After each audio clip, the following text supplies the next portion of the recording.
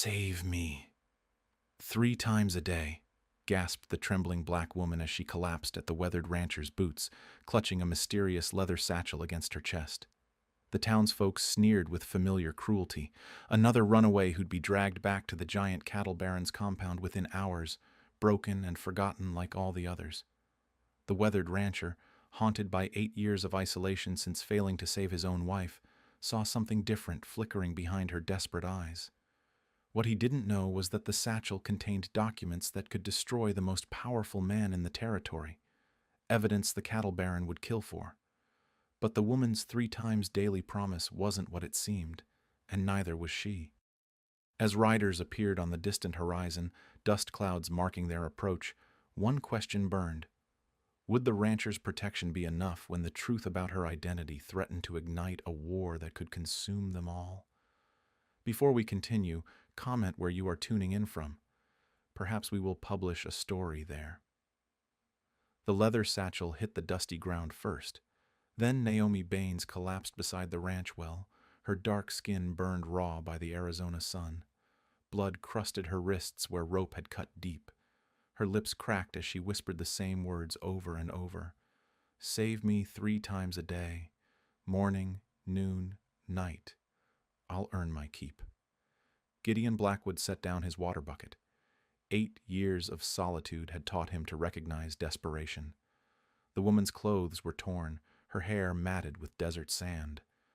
But her grip on that satchel never loosened, not even unconscious. He carried her to the shade of his porch. Cool water brought her around.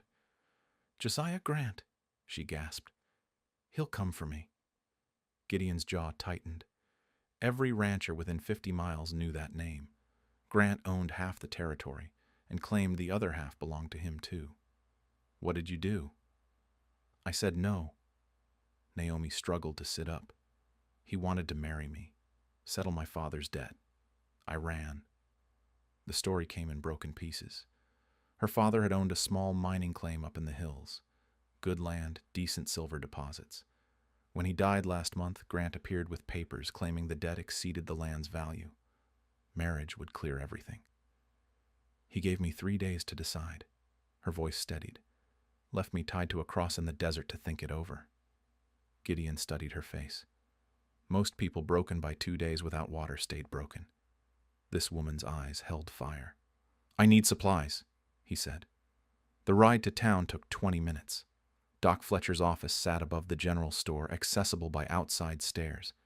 Gideon climbed them with bandages and laudanum in his saddlebags. "Heard you found something in the desert." Fletcher didn't look up from his medical bag. "Word travels fast. She needs care. Grant's been asking questions. Seems he's missing some property." Gideon's hand dropped to his gun belt. "She's not property." Fletcher finally met his eyes. "That's a dangerous opinion around here. Grant owns the bank, the newspaper, half the businesses on Main Street. Sheriff Timmons tries to keep the peace, but there's only so much one man can do." "What aren't you telling me?" The doctor moved to his window, peering through the curtains. "Her father didn't just own any mining claim. He found silver. Real silver. The kind that makes men kill for it." Gideon felt something cold settle in his stomach. "Grant needs legal claim to that land. Marriage makes everything proper and binding." Fletcher turned back. "If she won't marry him, she's got no value alive." The ride home felt longer. Gideon found Naomi sitting on his porch steps, clutching that leather satchel like a lifeline. She'd cleaned herself up using his wash basin. Her torn dress was mended with careful stitches. "You're handy with a needle." "My father taught me to fix what's broken." She stood as hoofbeats echoed across the valley. "That'll be Grant." 6 riders approached in formation. Josiah Grant rode in the center, a mountain of a man whose shadow stretched longer than his horse's. His clothes were clean, expensive. His smile was not. "Blackwood." Grant's voice carried the authority of absolute power. "You found something of mine." "I found a woman asking for help." "That woman belongs to me. Legal debt, legal claim." Naomi stepped forward. "I don't belong to anyone." Grant's smile widened. "Your father thought different when he signed those papers." 48 hours, Blackwood. Return my property or face the consequences. And if I refuse? Ask the Morrison family. Oh, wait, you can't. They left town yesterday after their barn burned down. Terrible accident. The riders wheeled their horses and galloped away, leaving dust and the stench of threat hanging in the air. He'll kill you. Naomi's voice was steady, matter-of-fact. Maybe. Then why help me? Gideon looked out over his ranch. 8 years ago, his wife Sarah had died in childbirth, bleeding out while he stood helpless. The baby followed her within an hour. He'd replayed that night 1,000 times, imagining different outcomes, better choices. Because I couldn't save her. That night, Naomi insisted on cooking dinner. She moved through his kitchen like she belonged there, turning salt pork and beans into something approaching edible. They ate in silence as darkness settled over the ranch. About what I said earlier, Naomi set down her fork. 3 times a day. I meant it. You don't owe me anything. It's not about debt. Her fingers traced patterns on the wooden table. It's about staying alive long enough to make Grant pay for what he did to my father. Gideon studied her face in the lamplight. There was steel beneath the exhaustion, calculation behind the gratitude. What's in the satchel? For the first time since he'd found her, Naomi smiled. It was sharp as a blade. Everything. Grant doesn't want anyone to see. She opened the leather flap, revealing neat stacks of papers covered in precise handwriting. Survey maps, land deeds, witness statements. 3 years of documentation. Documentation of what? Every illegal thing Josiah Grant has done to steal land in this territory. Her smile grew wider. My father wasn't just a miner, Mr. Blackwood. He was a surveyor, and he taught his daughter everything he knew about reading the land and the law. Outside, coyotes howled in the distance.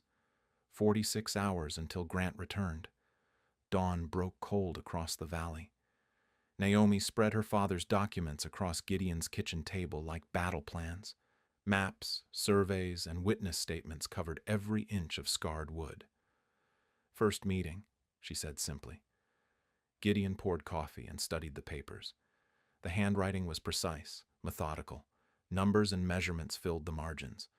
Property boundaries were marked in red ink. Your father documented everything. For 3 years. Every illegal land grab, every forged deed, every family forced out. Naomi's finger traced a survey line. Grant's been stealing claims across 5 counties. Uses the same method every time. She pulled out a thick folder. Inside were copies of loan documents, all bearing the same terms. Impossible interest rates, accelerated payment schedules, collateral clauses that seized entire properties for minor defaults. He loans money to struggling miners and ranchers. When they can't pay, he takes everything. The courts always side with him because he owns the judges. Gideon studied a map showing Grant's accumulated holdings. The pattern was clear. Every seized property contained valuable resources. Silver deposits, water rights, strategic grazing land. How did your father gather all this? He surveyed land for the territorial office, had access to official records, mineral assessments, boundary disputes. Naomi sorted the papers into neat stacks. Grant never suspected a black surveyor was documenting his crimes. The morning meeting revealed the scope of Grant's operation. The noon session would focus on strategy. By midday, they had identified Grant's weaknesses. His empire depended on legal legitimacy. Forged documents and bribed officials created vulnerabilities that proper evidence could exploit. We need witnesses, Naomi said. People willing to testify about what Grant did to their families. They're all gone, dead, driven out, or too scared to talk. Not all of them. She pulled out a list of names. 17 families lost land to Grant in the past 2 years. I know where some went. Gideon recognized several names.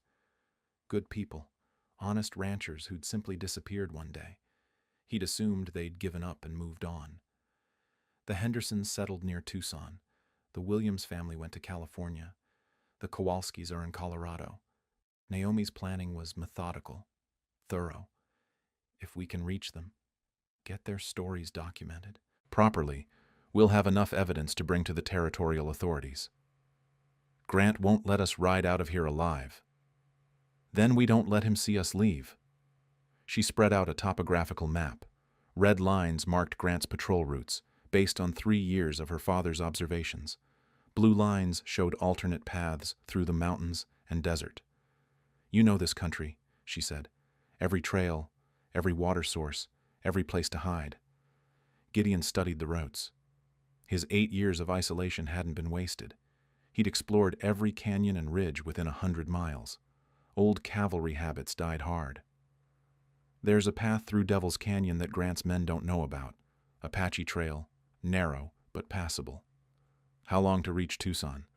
4 days hard riding, 6 if we stay hidden. The evening meeting cemented their alliance. Naomi revealed more of her capabilities as they planned the journey. She could read survey instruments, navigate by stars, and calculate precise distances between landmarks. My father said knowledge was the only thing they couldn't steal from us. She traced their route on the map. He taught me everything: surveying, bookkeeping, land law, mineral assessment. Why didn't he use this evidence while he was alive? He tried. Grant has judges in his pocket, sheriff's deputies on his payroll, newspaper editors who won't print stories that displease him. Naomi folded the maps carefully. My father needed someone with authority to listen, someone outside Grant's influence. The territorial governor? Or the federal marshal? Grant's operation crosses state lines now. That makes it a federal matter. They worked until midnight, organizing documents and planning their route. Naomi's efficiency impressed Gideon. She thought 3 steps ahead, anticipated problems, prepared contingencies. "You're not what I expected," he said finally. "What did you expect?" "A victim needing rescue." Naomi's smile was sharp. "I needed someone with local knowledge and military experience. Someone Grant couldn't buy or intimidate." She gathered the papers back into her satchel.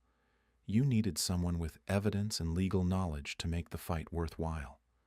So, the 3 times a day meetings? Strategy sessions, morning for planning, noon for intelligence review, evening for operational updates." Her expression grew serious. "I won't lie to you, Mr. Blackwood. This is dangerous. Grant has killed people for far less than what we're attempting."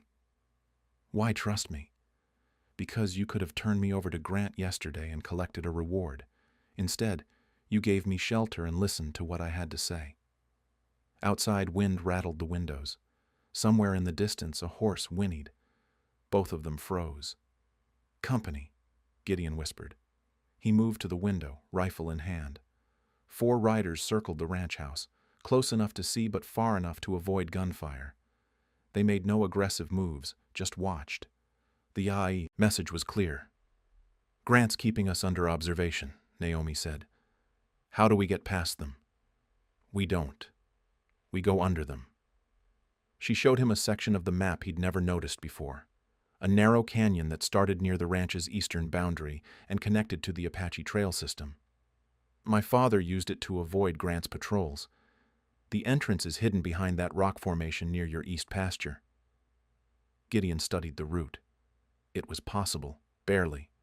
They'd have to move at night, travel light, and hope Grant's men didn't discover the trail. "When do we leave?" "Tomorrow night, after the next evening meeting." Naomi secured her satchel. "By then, I'll have everything organized for presentation to the territorial authorities." The riders maintained their vigil until dawn, then melted away into the desert. Grant was making his presence known without violating the 48-hour deadline. Time was running short. The hidden canyon proved narrower than expected. Gideon led his horse through gaps barely wide enough for the saddle. Naomi followed, her father's satchel secured across her chest. They'd left the ranch at midnight, using storm clouds to mask their movement. "Your father knew this country well," Gideon whispered. "He mapped every hidden trail between here and Mexico. Said a smart man always keeps 3 ways out of any situation." The canyon opened onto a mesa overlooking the Henderson Ranch, or what remained of it.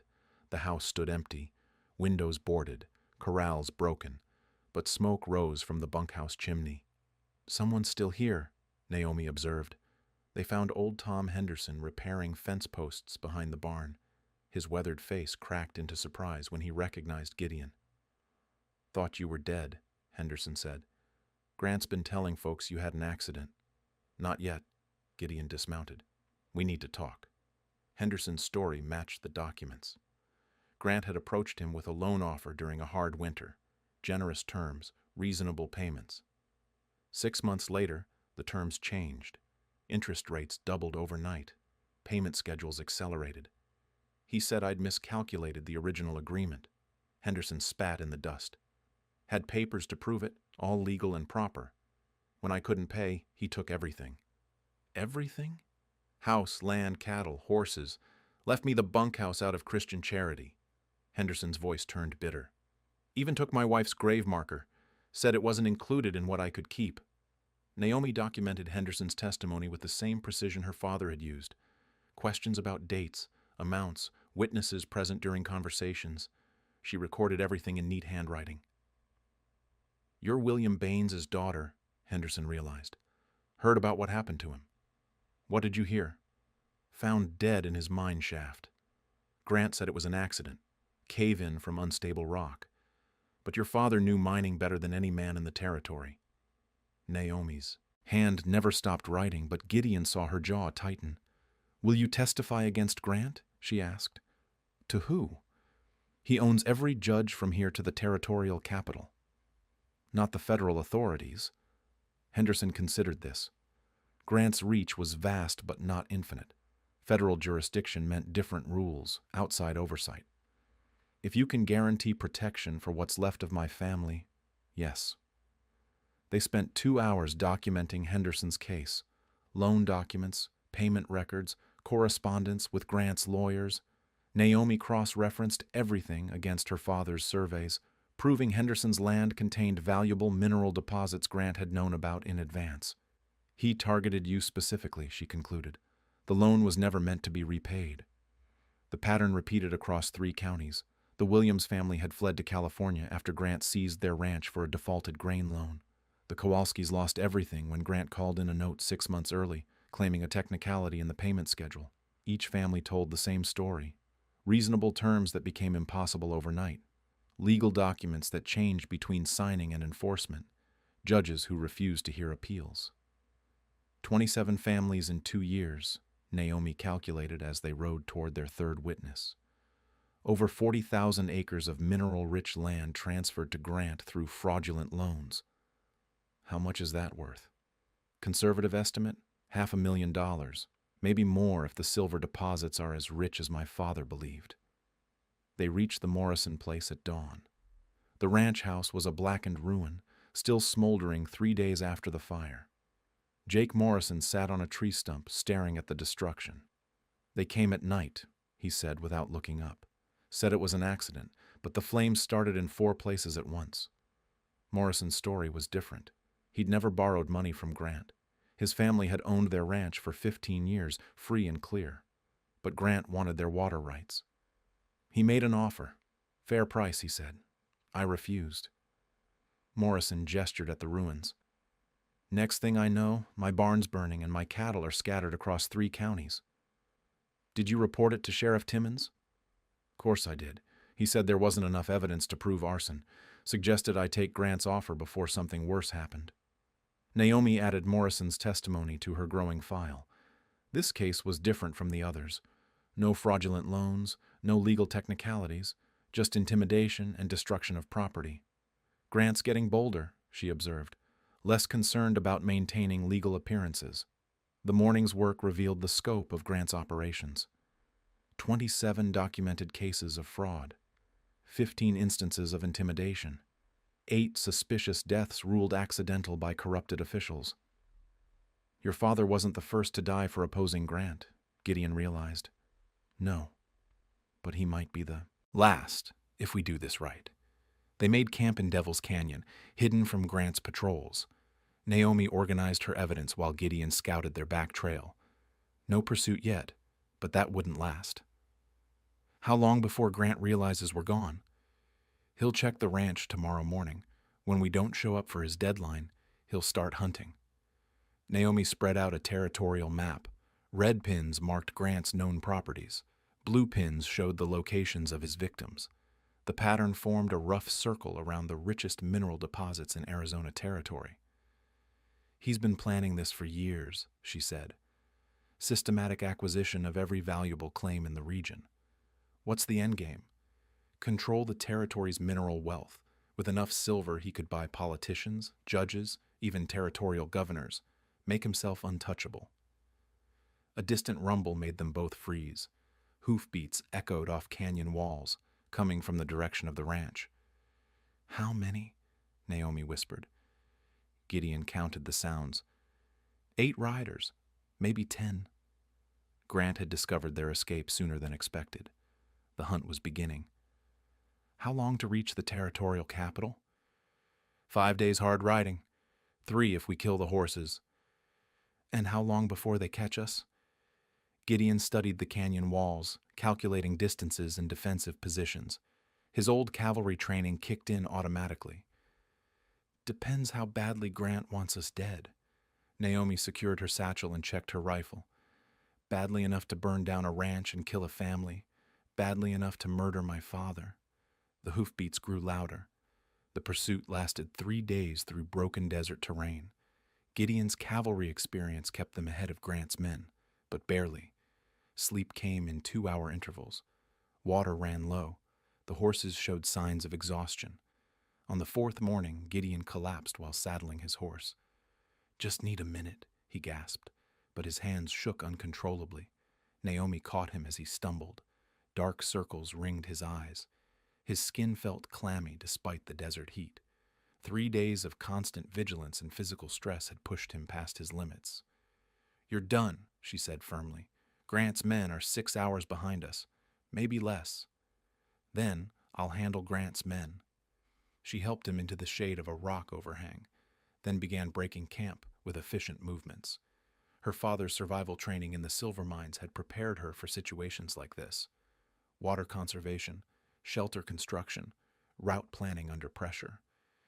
"There's a trading post 20 miles north," Gideon mumbled. "Old Army supply station." "I'll find it." Naomi loaded their supplies onto her horse and helped Gideon mount behind her.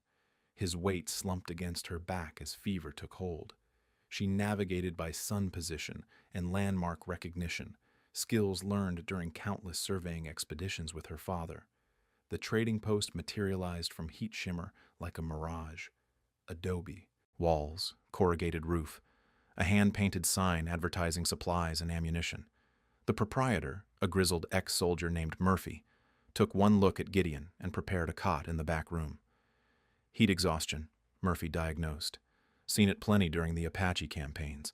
He needs rest, water, and time. We don't have time." Murphy studied Naomi's dust-covered clothes and determined expression. "What kind of trouble you running from?"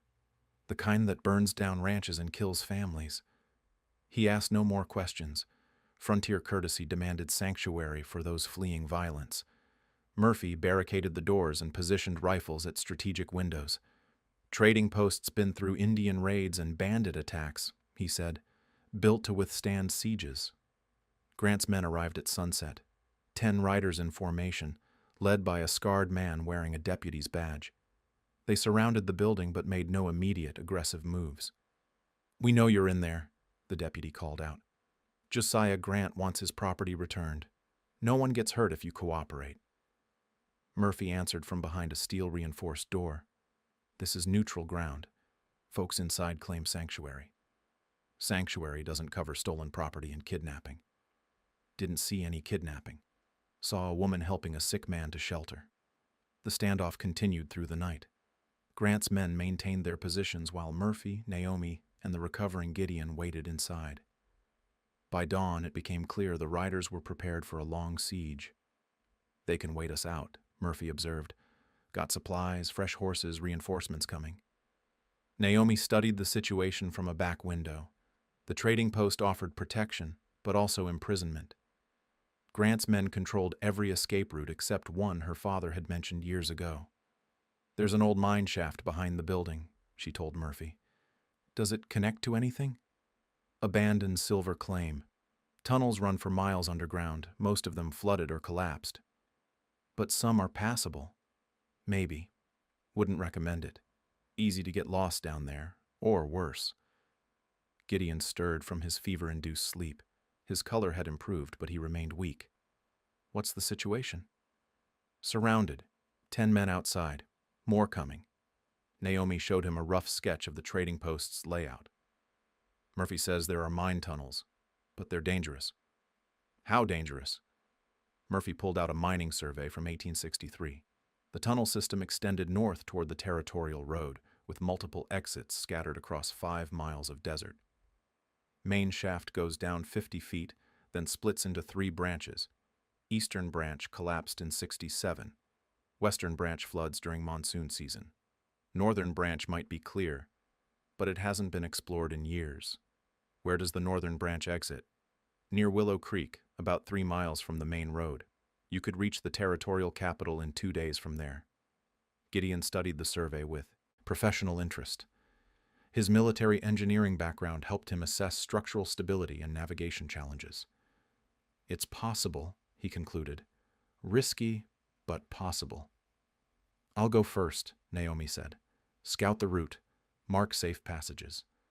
You're not going alone. You can barely stand up.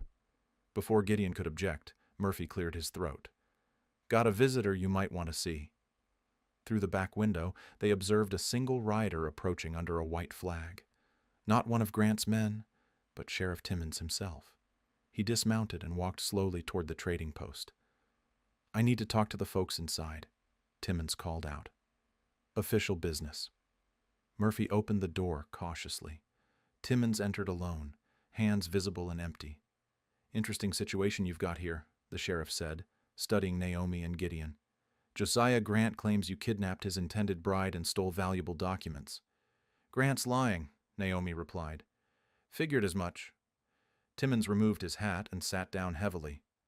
Been sheriff for 12 years. Seen a lot of Grant's intended brides over that time.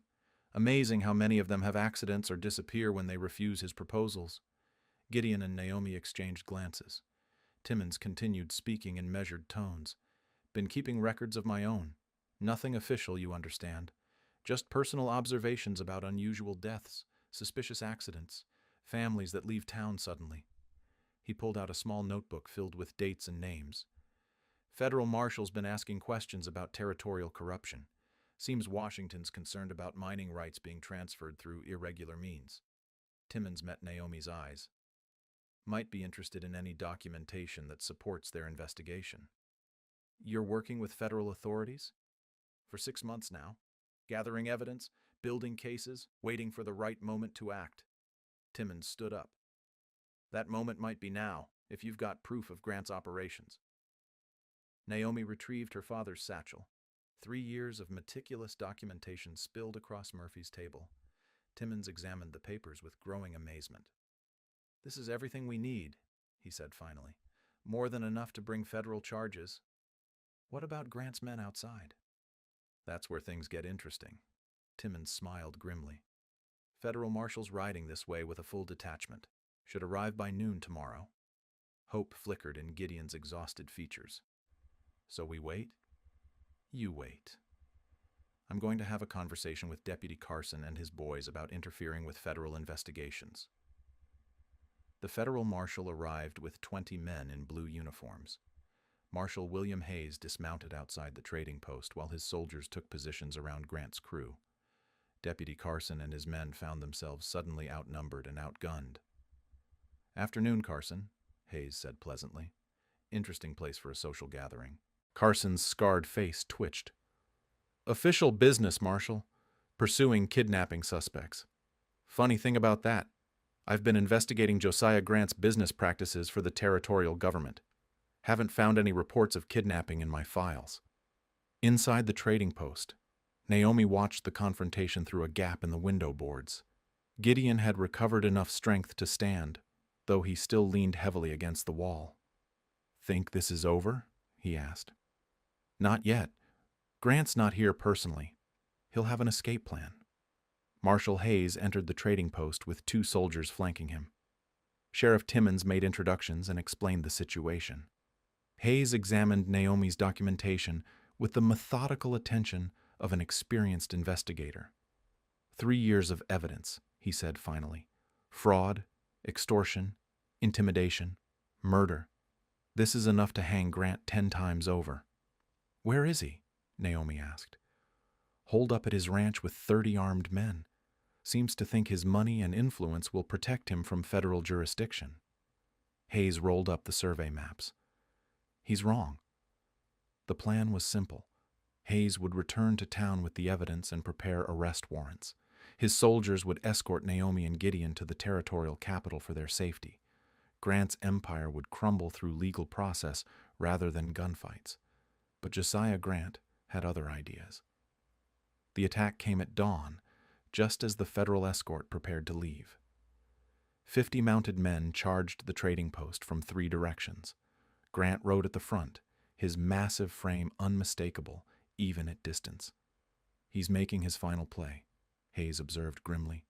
Kill the witnesses, destroy the evidence, claim we attacked him first. Murphy's reinforced walls absorbed the first assault. Rifle fire echoed across the desert as federal soldiers returned fire from defensive positions. Grant's men circled the building like wolves, probing for weaknesses. They can't breach the walls, Gideon said, but they can starve us out or burn us out. Grant won't use fire, Naomi replied. He needs my father's documents intact. They're the only proof of what he's stolen. She was right. Grant's men avoided incendiary attacks, focusing instead on suppressing return fire and tightening their siege.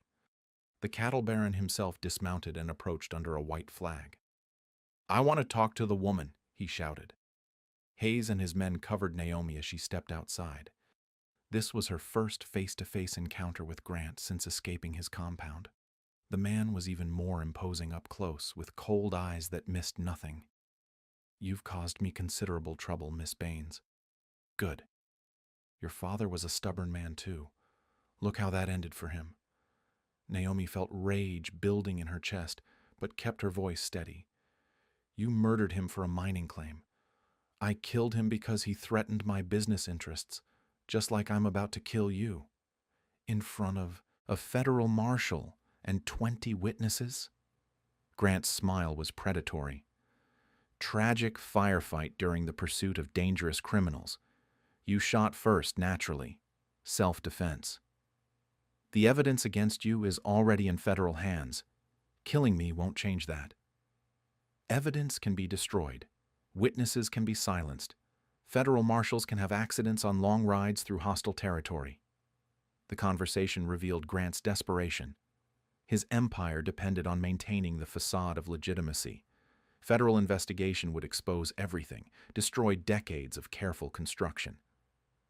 Last chance, Grant said. Marry me. Legitimize my claim to your father's mine, and I might let your friend live. No. Then you've sentenced him to death. Grant returned to his men and gave hand signals. The siege intensified. Rifle fire poured into the trading post from all directions. Hayes coordinated the defense while Murphy distributed ammunition and medical supplies. How long can we hold? Gideon asked. Long enough, Hayes replied. I sent a rider to the territorial capital yesterday. Reinforcements are coming. But reinforcements were still hours away. Grant's men pressed closer, using the desert terrain for cover. Several federal soldiers were wounded in the crossfire. He's going to rush us, Murphy observed. Overwhelmed the position with superior numbers. Naomi watched Grant through the gun ports. The cattle baron was studying the trading post's defenses, calculating angles of attack and casualty ratios. His military bearing suggested professional experience. He knows what he's doing, she said. So do we, Hayes replied. This position is held against Apache war parties and Mexican bandits. It'll hold against Grant. The final assault came at noon. 30 men charged the trading post simultaneously, while 20 more provided covering fire. Grant led the attack personally, roaring commands and urging his men forward. Federal soldiers met them at the walls with disciplined volleys. The adobe construction absorbed bullets while defenders picked their targets carefully. Grant's men fell back after losing 8 men in the first rush. "Again!" Grant bellowed. "Take that building!" The second attack focused on the main door. Grant himself wielded a sledgehammer, smashing at Murphy's reinforced barriers while his men provided cover fire. Splinters flew as the door began to buckle. That's when the reinforcements arrived. 50 Federal cavalry crested the ridge behind Grant's position, sabers gleaming in the desert sun. The cattle baron's men found themselves caught between two forces, trapped in the open with nowhere to run. "Josiah Grant!" the cavalry commander's voice carried across the battlefield. "You're under arrest by order of the territorial government." Grant dropped his sledgehammer and reached for his gun. Federal soldiers poured from the trading post while cavalry charged from behind. The cattle baron's empire collapsed in a matter of minutes. When the shooting stopped, Grant knelt in the dust with his hands bound behind his back. His men were dead, captured, or scattered across the desert. "It's over," Marshal Hayes said simply. Naomi looked at the man who had terrorized the territory for years. Without his armed followers and corrupt officials, Grant appeared smaller somehow. Just another criminal facing justice. "My father's mine? Legally yours, along with compensation for every family Grant defrauded." Justice had triumphed through law rather than violence. 3 weeks after Grant's arrest, Naomi stood at the entrance to her father's silver mine. The territorial court had restored legal ownership, along with mineral rights, to 43 other properties Grant had stolen. Federal investigators estimated the total value at nearly $2 million. Gideon emerged from the mine shaft covered in dust, carrying a canvas bag heavy with ore samples. His strength had fully returned during the legal proceedings in the territorial capital. The desert ordeal had left him leaner but somehow steadier. "The eastern vein runs deeper than your father mapped," he reported. "Good quality silver, maybe the richest strike in Arizona territory. Enough to rebuild what Grant destroyed, enough to rebuild everything twice over." They rode back to town together, the bag of silver ore secured behind Gideon's saddle. The streets looked different now. Grant's men were gone, replaced by federal marshals maintaining order during the transition. Families were returning to reclaim their properties. New businesses were opening to serve the recovering community. At the territorial courthouse, Marshal Hayes presented Naomi with official documentation restoring her father's mine and clearing all fraudulent debts. The papers bore the governor's seal and federal authorization. 27 families will receive full compensation, Hayes explained. Properties, livestock, equipment, everything Grant stole through illegal loans. What about the families he drove out completely? "We're tracking them down. The Hendersons are already on their way back from Tucson. The Williams family received word in California yesterday." Naomi signed the legal documents with the same careful precision she'd used to document Grant's crimes. Her father's training in surveying and land law had prepared her for this moment, though neither of them had imagined the circumstances. "There's something else," Hayes continued. "The territorial government wants to hire you as an official surveyor. Your documentation skills helped break the biggest fraud case in territorial history." The offer was generous. Regular salary, federal backing, authority to investigate land disputes across Arizona territory. It represented security, respect, official recognition of her abilities. "I need time to consider it." Hayes nodded understanding. "Take all the time you need. The position will remain open." Outside the courthouse, Sheriff Timmons waited with news about Grant's trial. The cattle baron faced federal charges in 3 territories. His network of corrupt officials was being systematically exposed and prosecuted. "He'll hang," Timmons said simply. "Maybe not for your father's murder specifically, but for everything else. Justice one way or another." That evening, Naomi and Gideon held their traditional meeting on the porch of her father's house. She'd reclaimed the property along with the mine, though repairs were needed after Grant's men had searched it repeatedly. "Morning planning session," she said with a slight smile. They discussed practical matters, mine operations, equipment purchases, hiring decisions. The silver strike would require experienced miners and proper machinery. Gideon's ranch could provide food and supplies for the workers. "Partnership?" he asked. "Partnership," Their business relationship had evolved naturally during the legal proceedings. His knowledge of the country complemented her technical expertise. His contacts among local ranchers balanced her connections to territorial authorities. The noon meeting covered broader plans. With Grant's empire dismantled, the region needed new leadership, honest businesses, fair employment, legitimate development of mineral resources. Naomi's documentation had revealed the true wealth of Arizona territory. "We could build something good here," Gideon said, "something that helps people instead of crushing them." My father would have liked that. The evening session was different. They sat closer together on the porch steps, watching sunset paint the desert in shades of gold and red. The conversation turned from business to personal matters. "The territorial surveyor position," Naomi said. "It's what my father always wanted for me. Official recognition, real authority. But it would mean traveling constantly, investigating disputes across 3 territories, living out of saddlebags and hotel rooms." Gideon waited for her to continue. "I've been running for so long," she said finally. "From Grant, from the past, from everything that happened to my father. Maybe it's time to stop running. And do what? Build something here. The mine, the community, a life worth having." She turned to face him directly. The question she'd been avoiding for weeks needed to be asked. "What about us?" Gideon had been wondering the same thing. Their partnership worked professionally, but something deeper had developed during their shared ordeal. Mutual respect had grown into affection, affection into something stronger. "I love you," he said simply. "Not because I saved you, not because you saved me, because of who you are." A black woman with a silver mine and a reputation for causing trouble? A brilliant woman who fights for justice and never gives up. 3 days later, they were married in a simple ceremony at the territorial courthouse. Marshal Hayes served as witness, Sheriff Timmons provided the rings, and Doc Fletcher pronounced them officially wed under territorial law. The wedding reception was held at Murphy's Trading Post, now expanded into a proper inn. The guest list included returned families, federal officials, and townspeople who'd found courage to support justice over convenience.